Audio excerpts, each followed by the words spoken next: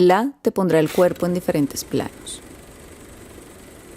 Me sumerjo en la curiosidad y en la especial sensibilidad de los nuevos modos de ver nuestra menstruación, para salirnos de una historia de regaños, de miedo, de la que no hemos hablado y solo hemos susurrado.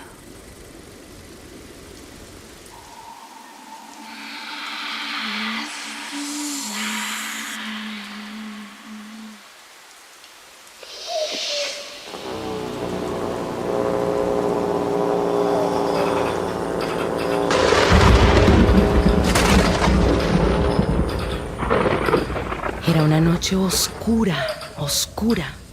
Estábamos en el medio de la selva del Meta, cuando a mí me hirieron en un bombardeo.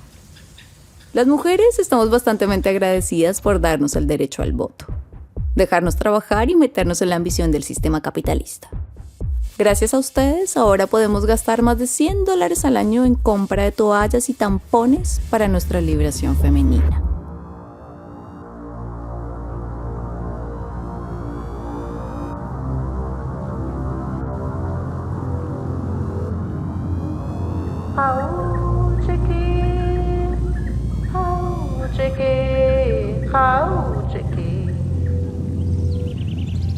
Cuando yo me levanté toda asustada, la cabotada de sangre por todo lado, yo bañada en sangre, yo, uy, ¿qué pasó aquí? ¿Me violaron? ¿Qué?